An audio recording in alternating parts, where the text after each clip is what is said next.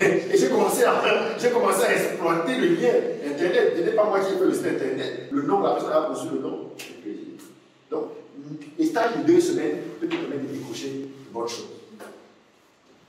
Les stages d'observation, en principe, tu dois en faire chaque année au moins 4. Quand vous dites ça, vous prenez d'une manière générale ou le contexte du Maroc? Je prends le contexte du Maroc, de l'Éthiopie, de la France, du Canada, de tout ce que tu veux. Pourquoi? Parce que dans le contexte du Maroc, il y a quoi? Je finis tes cours, par exemple, je finis mes cours à 16h15, il y a des gens, je suis là. Tu t'arrêtes tout de suite parce que tu te poses la mauvaise question. Ton problème, tu te poses la question sur la base du temps. Ne réfléchis pas par rapport au temps. Réfléchis par rapport à la compétence que tu veux développer.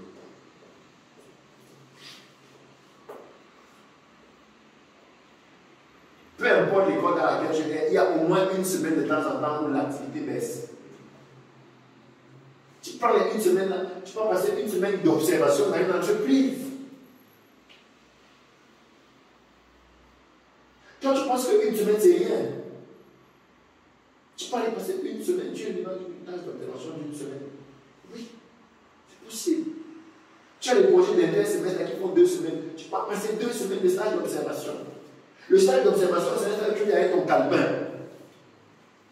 Tu dis, dans la demande, dans les étudiants, que je vais déranger personne. Je veux seulement voir. Je veux seulement voir ce que vous faites.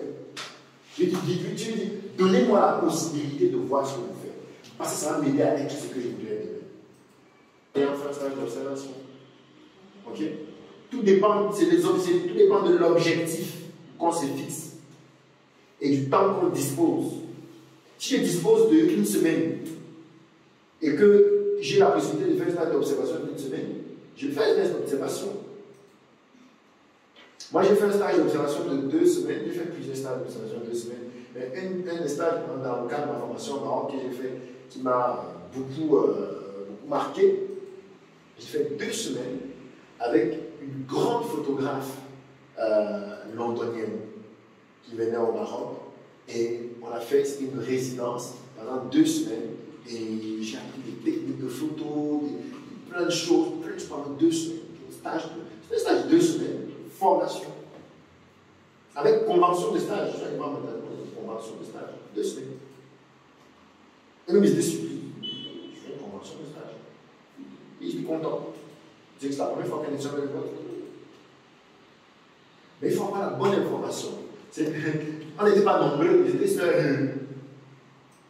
J'étais seul avec un autre artiste marocain. Mais il faut savoir saisir. Il faut savoir saisir. Et pendant que j'étais en stage, il y avait des cours qui se passaient.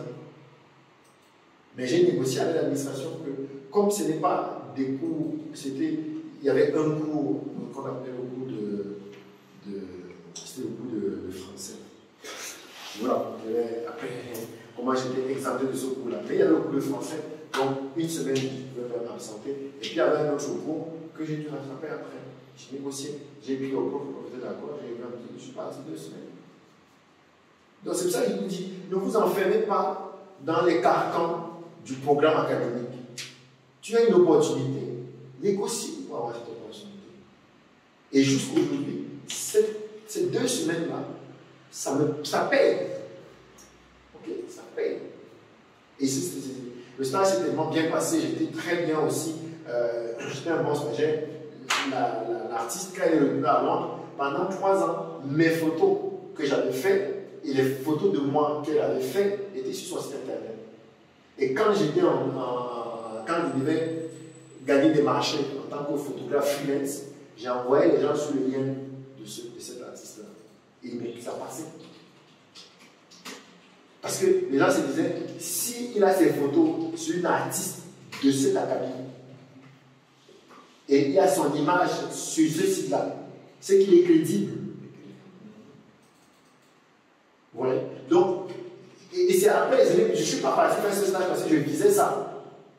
C'est après, quand elle a mis les photos sur le site et qu'elle m'a envoyé un email que vraiment elle a passé 2 semaines géniaux avec moi, on a vraiment bien travaillé peux aller voir mes travaux et ainsi que les photos de moi sur son site. Et j'étais content. Mais plus tard, j'ai négocié un marché il devait faire ce qu'on appelle la photographie produit. Je devais faire des photos pour une femme, une Française qui vendait des bijoux à Dubaï. Elle venait au Maroc, elle faisait faire des bijoux et elle allait vendre à Dubaï. Et donc, elle avait besoin d'un site internet et des photographies. Et donc, quand elle a dit, ah, est-ce que je peux lui envoyer un site où elle peut voir mes photos? Je n'avais pas encore le site internet. J'ai dit, ah, il y a un site où il y a mes photos. Donc, je lui ai envoyé. Et ses commentaires, elle a dit, waouh, juste le site de Madeleine Farnay. J'ai dit oui. Et donc, c'est dans son regard que j'ai compris que j'étais une poule aux odeurs. Et j'ai commencé à exploiter le lien Internet. Ce n'est pas moi qui ai fait le site Internet. Le nom, la personne a conçu le nom. Donc, les stages de 2 semaines peuvent te permettre de décocher de bonnes choses. Comme vous venez de le voir sur cet extrait, la première session de notre formation sur la recherche de bons stages a été vraiment un succès de fond et de forme. De fond parce que les échanges que nous avons eus avec les participants étaient des échanges vraiment riches. Nous savions au travers des études de terrain, des enquêtes que nous avions menées, nous savions que c'était une véritable demande que les personnes qui étaient aux études, que ce soit en première, en deuxième ou jusqu'en 5e année, et même on a eu des participants qui étaient déjà des diplômés et qui ont profité de cette occasion pour se former aussi à la recherche d'emploi en s'appuyant sur les enseignements et la formation pratique qui était donnée durant cette formation. Donc, je disais que dans nos enquêtes, dans nos analyses, dans nos recherches, on savait que c'était un vrai besoin. Mais dans ce groupe, nous nous sommes vraiment rendus compte que c'est un réel besoin. Les étudiants ont besoin d'être accompagnés, les étudiants ont besoin d'être formés sur qu'est-ce que le stage et comment mettre en place une bonne stratégie pour pouvoir réussir son parcours académique au travers du stage.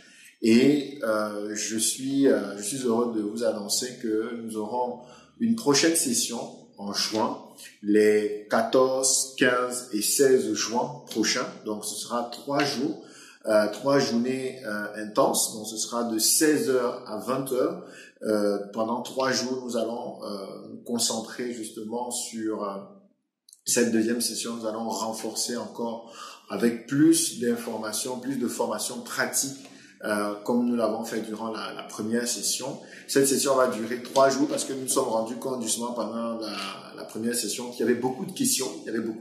Et j'ai voulu laisser vraiment la place à toutes ces questions-là pour pouvoir accompagner et répondre véritablement aux besoins réels exprimés par les participants. Donc notez déjà cette date, les 14, 15 et 16 juin. Les inscriptions sont ouvertes à partir d'aujourd'hui. Vous trouverez le lien d'inscription dans la description de cette vidéo.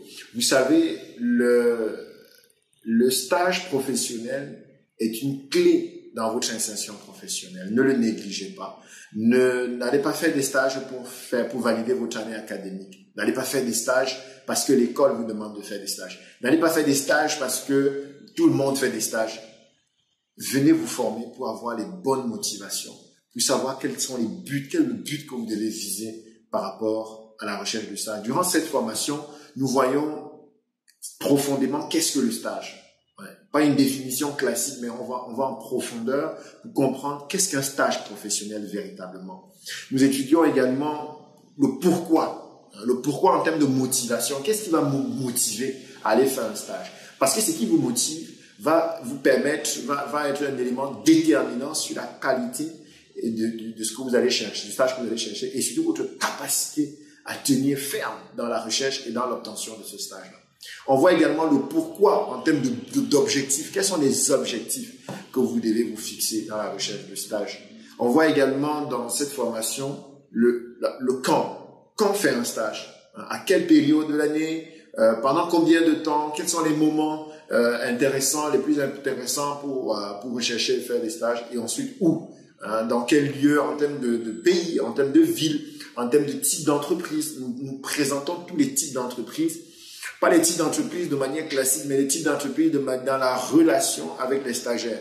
Il y a des entreprises qui se prêtent mieux à recevoir des stagiaires. Il y a des entreprises qui, quand vous êtes stagiaire dans cette entreprise, vous avez l'occasion de véritablement toucher du doigt la réalité professionnelle. Il y a des entreprises où c'est moins évident parce que il y a à cause de la saison ou à cause de la taille de l'entreprise. Donc voilà. Donc dans cette formation, on vous donne toutes les clés en fait pour comprendre toutes ces questions fondamentales. Et ensuite, nous, pendant la deuxième journée de la formation, nous allons au cœur de comment trouver de bons stages. Nous allons voir, on voit les prérequis, tout ce qu'il faut faire avant la recherche de stage.